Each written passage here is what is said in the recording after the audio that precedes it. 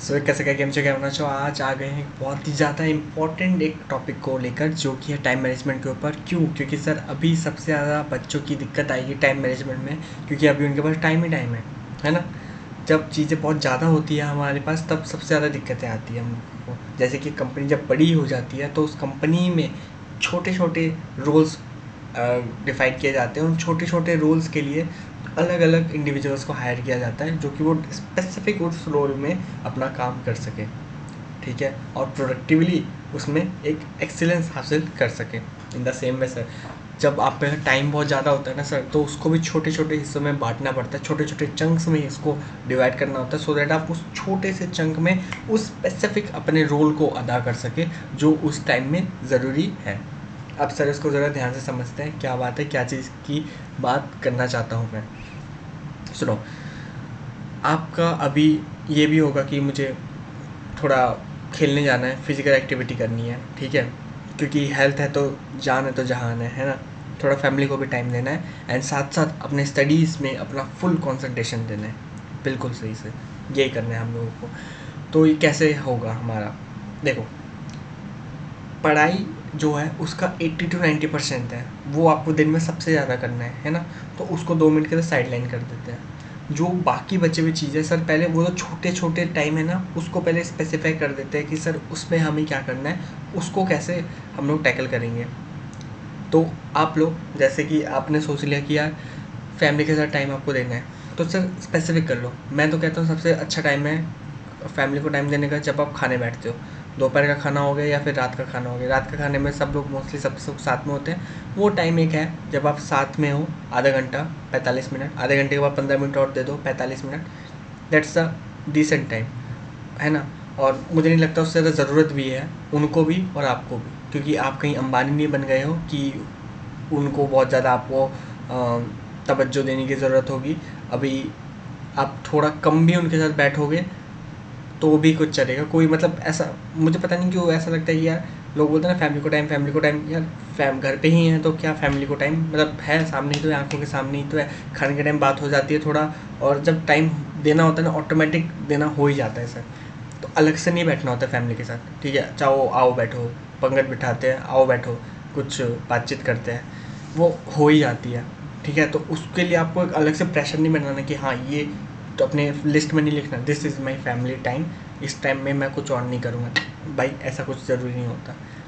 जब आप डिनर करते हो वो एक फैमिली टाइम ही होता है, ठीक है। जब लंच वंच करते हो वो फैमिली टाइम ही होता है। इट्स मोर देन इनफ, ठीक है। तो इस चीज़ को तो पहले साइड लाइन करते हैं, ठीक है, कि फैमिली टाइम कुछ अलग से नहीं इजहार नहीं करना होता, अलग से नहीं निकालना पड़ता, ये यही होता है, ठीक है। अपने दिन के डे टू डे एक्टिविटीज़ में जितनी बातचीत होती है, वो जो अर्जेंट होता है तो सर वो प्रायोरिटी बेसिस में ऊपर आ ही जाता है, ठीक है। वो जब आप जैसे अर्जेंट बेसिस पे पापा ने या मम्मी ने कुछ चीज़ बोली तो सर वो करना ही पड़ता है उस टाइम पे। तो ऐसा नहीं है कि ये मेरा फैमिली टाइम नहीं है तो मैं इस टाइम उनकी बातें नहीं सुनूंगा। सर प्रैक्टिकली बता रहा हूँ, बात सुननी पड़ती है ना। वो लॉजिकल है, वो हर घर में होता है ऐसा चीज़। तो इसको बहुत सिंपल रखते हैं। तो फैमिली टाइम को भूल जाओ कि फैमिली भी कोई टाइम होता है, वो ऑटोमेटिक पूरे दिन में कवर हो जाता है, उसके लिए अलग से कुछ बनाने की ज़रूरत नहीं, ठीक है। नेक्स्ट थिंग आती है आपकी कौन सी? नेक्स्ट थिंग आती है हमारी अपने फ्रेंड्स के लिए, या फिर अपने खेलने कूदने या फिज़िकल एक्टिविटी के लिए। ये एक टाइम मैं मानता हूँ आपको देना चाहिए। अब इसमें देखो, अगर आप बाहर खेलने कूदने जाते हो, अगर आपकी उम्र, आप स्कूल के बच्चे हो, I don't think so you want to do सब पुशअप्स, या फिर आपको ये सब करने चाहिए डोले शोले की आपको ज़रूरत है। नो, अगर आप खेलने चाहते हो, मोर देन इनफ है सर, मोर देन इनफ है। आप 1-2 घंटा दोस्तों के साथ खेलते हो, बेशक सुबह खेलते हो शाम को खेलते हो, मत कोई वो नहीं पड़ता, मैटर नहीं करता, जब भी खेलते हो ओके है। उससे अलग आपको कुछ और करने की ज़रूरत नहीं है, ठीक है। उससे अलग सच में इस एज में आपको करने की बिल्कुल भी ज़रूरत नहीं है। ज़िंदगी पड़ी है बॉडी बनाने के लिए, ज़िंदगी पड़ी है आपका एप्स बनाने के लिए। कोई अभी वो सब भागा नहीं जा रहा है, ठीक है। बोलते ना सब कुछ एक पल में नहीं मिलता, सब कुछ एक साथ नहीं होता, हर एक चीज़ का एक टाइम होता है। तो ये टाइम आपका मेजरली है आपका स्टेमिना बढ़ाने में, जो कि आपको खेलने से बिल्कुल मिल जाती है, ठीक है। वो मोर देन इनफ है, ओके। तो ये वाली बात भी हमारी हो गई। खेलना कूदना अगर हो रहा है तो फिज़िकल एक्टिविटी उसी में हो गई हमारी। फिजिकल बहुत लोग होते हैं ना अभी, क्योंकि मोस्टली पता है क्या दिक्कत हो रही है, यूट्यूब पे आपको सब कुछ दिख जाता है। मीन्स कोई बॉडी बना रहा है, कोई एप्स बन रहे हैं, कोई जिम में अपना धाकड़ सा गाना लगा के अब वो रील बना के भेज रहा है, डाल रहा है, आपको वो सब दिख रहा है। You are motivating yourself, और आपको फिर दिख रहा है कि विदाउट इक्विपमेंट कैसे बॉडी बनाते हैं। तो आप खेलने तो जाते ही हो, क्योंकि यार दोस्तों को थोड़ी मना करेंगे खेलने के लिए, वो तो अच्छा चीज़ है, वो तो खेलना ही चाहिए। साथ ही साथ हम अपना बॉडी भी बना रहे हैं, हम उसमें भी अलग से टाइम दे रहे हैं, जो कि बिल्कुल ज़रूरत नहीं है अभी हम लोगों को। तो यार ये सब टाइम है आप वेस्ट करते हो, ठीक है। You are student right now, बिल्कुल ज़रूरत नहीं है। अगर आप स्कूल स्टूडेंट हो तो बिल्कुल भी ज़रूरत नहीं है। 12 तक तो मुझे लगता है, पता नहीं 12 तक बच्चे क्यों ही ये सब फालतू चीज़ें करते हैं, मेरे को तो समझ नहीं आता। 12 तक no need to do. After 12 जमाने भर के अपना बना लो जो बनाना है, 12 तक कोई ज़रूरत नहीं है सब चीज़ों की, ठीक है। तो ये आपका हटा, ये बॉडी बिल्डिंग, फिजिकल एक्टिविटीज़ और फैमिली टाइम, ये दोनों चीज़ जब हटते हैं, अब आता है हमारा मेन चीज़ 80% टाइम। 80 से 85% टाइम हमारा जो आता है, जो कि हमें पढ़ाई में देना है, अगर हम पे कोई और काम नहीं आ रहा है तो, ठीक है। क्योंकि हर दिन एक जैसा नहीं होता, हर दिन आप पे ऐसा नहीं होगा, ये बिल्कुल प्रैक्टिकल बता रहा हूँ। हर दिन ऐसा नहीं होगा कि आपको 80 से 50 जितना टाइम आपके पास बचा, अगर आपने जैसे यहाँ से 2 घंटा हटा दिया, यहाँ से अपना 1 घंटा हटा दिया, और खाने पीने सॉरी नहाने धोने फ्रेश होने इन सब में भी आपने 1 घंटा हटा दिया। 4 घंटे हटाने के बाद आपका जो भी दिन का टाइम बच रहा है, जब तक आप नहीं सो रहे हो तब तक आप पूरा टाइम पढ़ रहे हो। रोज़ ऐसा पॉसिबल नहीं है, ठीक है। हो सकता है 10 में से 2 दिन ऐसा आ रहा हो जहाँ पे आपको कुछ अदर एक्टिविटी में जाना पड़ेगा, आप कितना ही मना करो, मे भी ज़रूरी हो वो चीज़, ठीक है। अगर वो अवॉइडेबल है तो बिल्कुल अवॉइड कीजिए सर, क्योंकि क्लास 10th में अगर आप हैं, बहुत ज़्यादा ज़रूरी है सर ये क्लास आपकी, ठीक है। तो मैं बिल्कुल सजेस्ट करूँगा आपको अवॉइड करने के लिए, अगर आप क्लास 10th में हैं, क्योंकि क्लास 10th वापस नहीं आएगी सर। क्लास 10th आपका स्ट्रीम सेलेक्ट करती है, क्लास 10th आपको वो अपॉर्चुनिटीज़ खोलती है जो आपको आगे बहुत आगे लेके जाएंगे, ठीक है। अगर आपको अभी कंफ्यूज हो आपको कौन सा स्ट्रीम सेलेक्ट करना है, या आपको अभी सिलेक्ट मतलब आपने करके रखे कि मुझे ये स्ट्रीम जाना है, तो भी उस पर बिल्कुल यकीन मत कीजिए, क्योंकि कुछ नहीं पता आपका माइंड कब स्विंग कर जाए। क्योंकि मेरे साथ भी हुआ था, मैंने पूरे साल साइंस चिल्लाया, एट दी एंड मैंने कॉमर्स उठा लिया, बल्कि मेरे साइंस के मार्क्स थे। टीचर्स लोग शॉक हो गए थे कि यार ये बच्चा कॉमर्स क्यों ले रहा है, साइंस वाले इसके इतने अच्छे मार्क्स हैं फिर भी। तो इसलिए माइंड पे बिल्कुल मत जाना, कब स्विंग हो जाए पता नहीं। क्लास 10th में हो तो सर जितना चीज़ अवॉइड कर सकते हो ना कर लो। अगर शादी या पार्टी फंक्शन जितने अवॉइड कर सकते हो कर लो। हाँ, अगर आप गर्मियों की छुट्टियों में हो, ये वीडियो देख रहे हो, बिल्कुल जाओ 1-2 जगह पे कहीं, अगर जाना है आपको कहीं घूमने के लिए, ठीक है, 1 दिन के लिए, ठीक है, आप घूम के आए 2 दिन, ठीक है, मोर देन इनफ है सर। क्योंकि गर्मियों की छुट्टियाँ हर साल आएगी, ऐसा कुछ इस साल नहीं, इतना समर वेकेशन मनाओगे तो कोई दिक्कत वाली बात नहीं है, ठीक है। चलिए सर आगे बढ़ते हैं। Now the point is that 80 to 90% time अपना कैसे यूटिलाइज़ करें, क्या करें इसमें। इसके लिए ना आपको प्रोडक्टिव आवर्स से जगह ज़्यादा आपको ये देखना होगा कि आपका अनप्रोडक्टिव आवर्स कितने जा रहे हैं। क्योंकि हम लोग ना नेगेटिव बहुत जल्दी कैच करते हैं, हम लोग को ना वाली चीज़ें ना बहुत जल्दी दिमाग में घुसती हैं हम लोगों के, है ना। कुछ अच्छा हो रहा हमारे दिमाग में वो कम घुसता है, जो बुरा हो रहा हमारे दिमाग में, बोलते हैं ना बहुत सारी अच्छी चीज़ों में अगर एक छोटा सा काला धब्बा दिखे तो वो जल्दी आंखों में पकड़ता है। वही चीज़ है सर हमारे साथ, है ना। हम लोग ऐसे ही, हमें नेगेटिव चीज़ ज़्यादा पकड़ता है। तो आप लोग सबसे पहले अनप्रोडक्टिव टाइम को पकड़िए। जैसे कि कैसे पकड़ेंगे, आप ये पीछे मेरे लिस्ट देख रहे हैं, ये जो पीछे लगा हुआ है यहाँ पे, है ना, इसमें मैंने क्या लिख के रखा है, इसमें मैंने ना 3 कॉलम बनाए हैं।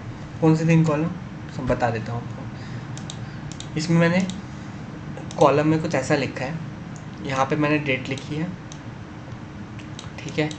यहाँ पे उसके बाद मैंने नंबर ऑफ़ आवर्स लिखे हैं, मतलब हेडिंग बनाया नंबर ऑफ़ आवर्स का, और यहाँ पे मैंने एक दिमाग का कॉलम बनाया है, ठीक है। कुछ भी अगर दिमाग में मुझे उस दिन क्या लिखना हो, डेट में डेट आ जाती है उस दिन का। नंबर ऑफ़ आवर्स में मैं यहाँ पे लिखता हूँ कि मैंने एक्चुअल में कितना टाइम वहाँ पे वेस्ट किया, ठीक है। वो कैसे पता चलेगा हमें, वो कैसे पता चलेगा हम लोगों को, देखो 2 तरीके हैं। मैं फ़ोन के साथ करता था क्योंकि मैं अपने आप को इंस्टाग्राम इन सब से मुझे ज़रूरत नहीं है वो सब चलाने की, तो मैं कंट्रोल में रख पाता था। अगर आपसे नहीं होता कंट्रोल, आप किसी और जगह पे स्टॉप वॉच को चालू कर लीजिए, अलार्म में देख लीजिए, अपने वॉल क्लॉक में देख लीजिए, जहाँ पे आपका मन करे वहाँ पे देखिएगा, पर यूज़ उस चीज़ को करिएगा क्या कि जब भी आपका कोई अनप्रोडक्टिव टाइम जा रहा हो, वो बिल्कुल पता नहीं चलता अनप्रोडक्टिव कब टाइम चला जाता है ना। तो उसके लिए आप लोग क्या कीजिएगा, जब भी आप पढ़ने बैठे हैं तो आपने ऐसे स्टॉप वॉच चालू किया, ठीक है, आपने सोचा आधे घंटे बैठूंगा, आधे घंटे का टारगेट लेके बैठे, आधे घंटे बैठूंगा पढ़ने के लिए, आधे घंटे में मैंने शुरू किया पढ़ना, ठीक है, पढ़ा पढ़ा पढ़ा पढ़ा मैंने पढ़ा, ठीक है, उसके बाद सडनली मुझे अचानक से मैं कुछ और जगह में चला गया या कुछ और काम आ गया, कुछ भी, मुझे पढ़ाई से हटना पड़ा, पढ़ाई मैंने रोक दी, मैं वहीं स्टॉप हो जाऊंगा, मैं उस चीज़ को वहीं पे रोक दूंगा, ठीक है। अब जो बचा हुआ टाइम जो मैं वेस्ट कर रहा हूँ, मैं उस चीज़ को पकड़ूंगा कि यार मैं कितना टाइम वेस्ट कर रहा हूँ, ठीक है, उस बचे हुए टाइम को मैं यहाँ पे लिख दूंगा, टाइम वेस्ट को, ठीक है, कि मैंने दिन में कितना टाइम वेस्ट किया। इसमें दोनों तरीके हैं, आप प्रोडक्टिव वाला भी देख सकते हो, आप अनप्रोडक्टिव वाला भी देख सकते हो, इधर से भी जा सकते हो, उधर से भी जा सकते हो।